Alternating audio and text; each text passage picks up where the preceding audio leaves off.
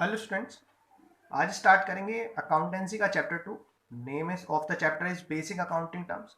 क्योंकि आप ये चैप्टर सब्जेक्ट पहली बार पढ़ रहे हैं तो कुछ ऐसी टर्म्स आपको इसमें इंट्रोड्यूस कराएंगे जो आप पहले नहीं जानते थे।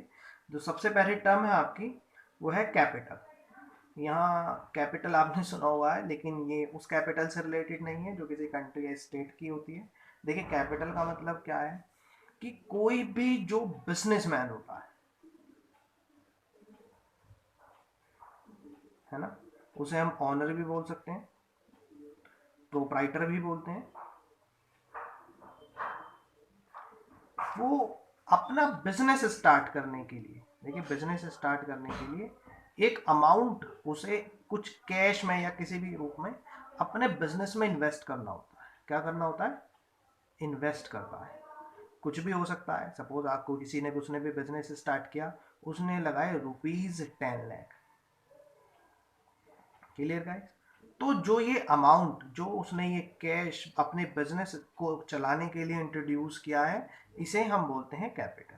तो कैपिटल क्या है? Amount invested by the owner in business is called capital.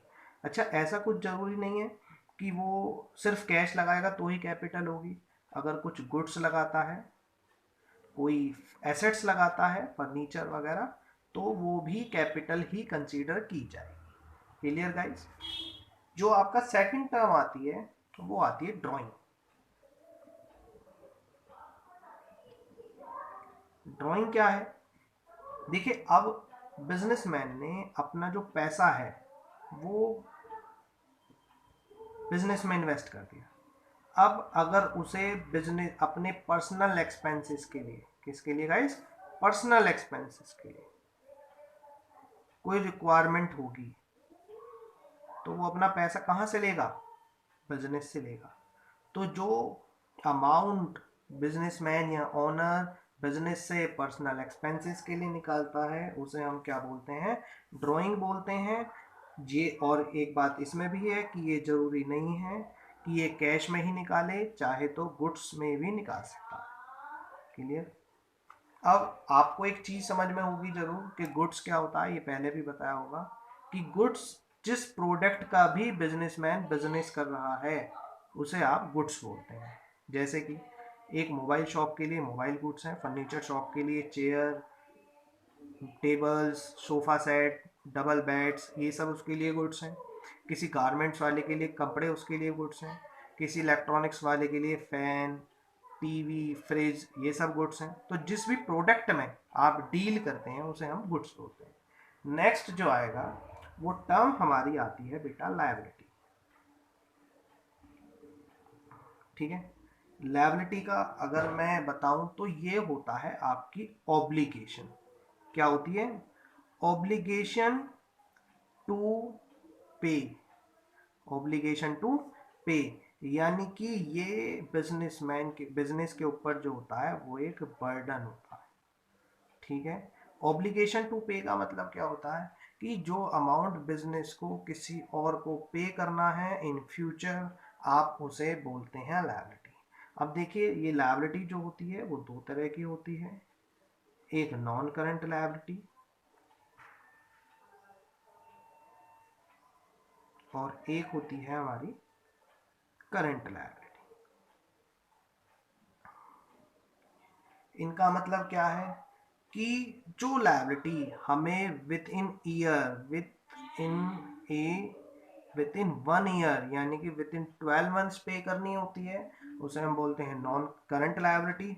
और जो आफ्टर 1 ईयर, आफ्टर 1 ईयर यानी कि जो liability with in a year paid नहीं करनी होती, 5 साल बाद, 10 साल बाद, 2 साल बाद, उन सब लायबिलिटीज को हम नॉन करंट लायबिलिटीज बोलते हैं।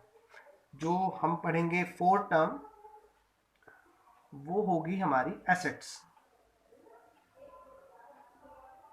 देखिए, एसेट्स क्या होता है? जो भी बिजनेस के अंदर इकोनॉमिक रिसोर्स होते हैं। क्या होते हैं? Economic resource. देखिए, इकोनॉमिक का मतलब आप जानते हैं रिलेटेड टू मनी। जो रिसोर्स हमारे मनी में कन्वर्ट हो सकते हैं, किस में कन्वर्ट हो सकता है? Convertible into money.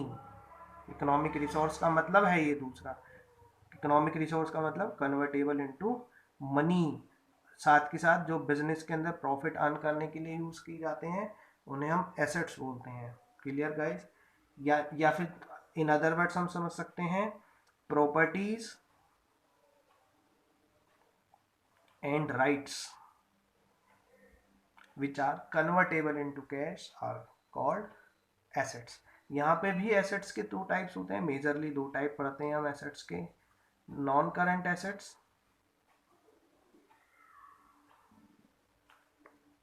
And current assets.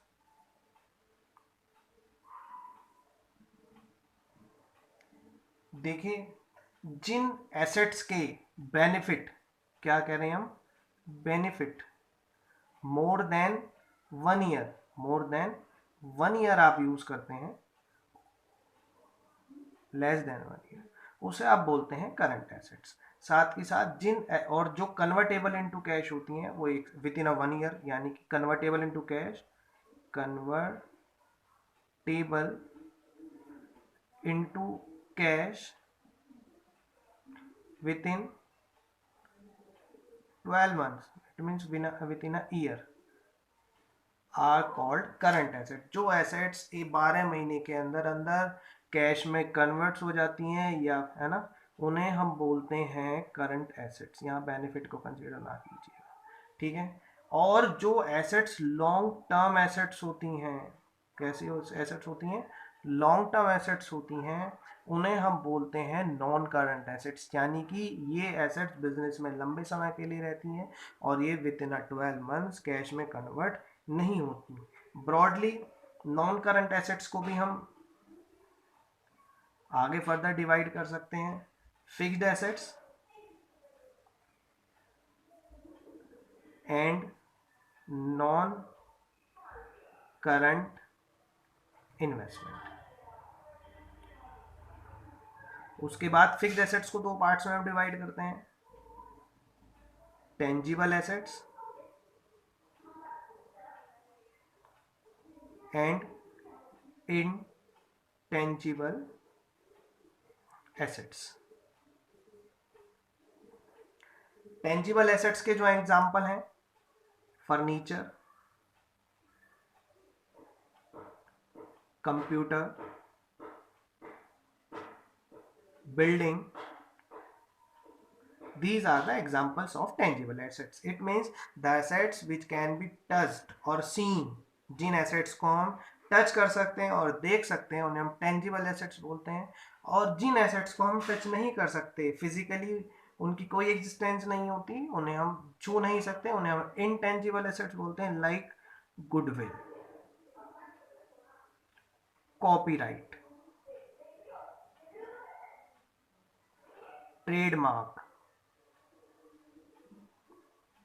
Software. Software तो आप समझ सकते हैं कि किसी भी पर्सन ने एक जो सॉफ्टवेयर इंजीनियर है उसने सॉफ्टवेयर बनाया, कोई से फिजिकली देख नहीं सकता, लेकिन वो कन्वर्टेबल इनटू कैश है, वो उसे मार्केट में बेच के कैश में कन्वर्ट कर सकता है। नेक्स्ट हमारा होगा 4 कवर में 5 क्रेडिटर्स। देखिए, क्रेडिटर क्या होता है कि जब बिजनेसमैन किसी और बिजनेस से, किसी और से क्रेडिट पे गुड्स परचेज करता है, क्या परचेज करता है, क्रेडिट पे गुड्स परचेज ऑन क्रेडिट। जब हम कोई बिजनेस किसी से गुड्स परचेज करता है किसी पर्सन से, तो और क्रेडिट पे परचेज करता है, क्रेडिट का मतलब उधार परचेज करता है, साथ के साथ ये कंडीशन लगाई जाती है कि हम जो पेमेंट करेंगे वो पेमेंट करेंगे after some months, after 3 month 4 month, कुछ कंडीशन जो भी आपस में डिस्कस करेंगे, पेमेंट आफ्टर 3 मंथ्स। तो तो इसे हम बोलते हैं क्रेडिट परचेज। अब बिजनेस जिस पर्सन से गुड्स खरीदा जाएगा, जिसे हमें पेमेंट करनी होगी बाद में, उसे हम बोलेंगे क्या? क्रेडिटर। ठीक है। और अब हमें आफ्टर 3 मंथ्स ये पेमेंट करनी है, यानी कि बिजनेस के अंदर ये ऑब्लिगेशन है कि आपको 3 महीने बाद इस पर्सन को, सपोज इसका नाम रोहन है, रोहन को हमें पैसे देने हैं। रोहन इज आवर क्रेडिटर, और जिसे हमें पैसे देने होते हैं वो हमारी क्या होती है? लायबिलिटी। क्या होती है? लायबिलिटी। और ये लायबिलिटी हमें कितने मंथ्स के अंदर पेड करनी है? 3 मंथ्स में, यानी कि with in 12 months. It means it is current liability. Clear guys? आज की लास्ट टर्म पढ़ते हैं हम, 6th, डेटर। देखिए डेटर क्या होता है? जब कोई बिजनेस मैन किसी और पर्सन से, किसी और पर्सन को, इस पर्सन का नाम मोहित रखते हैं, sold goods on credit. Sold goods on credit, जब हमने उधार माल बेचा है तो कुछ कंडीशन भी होगा।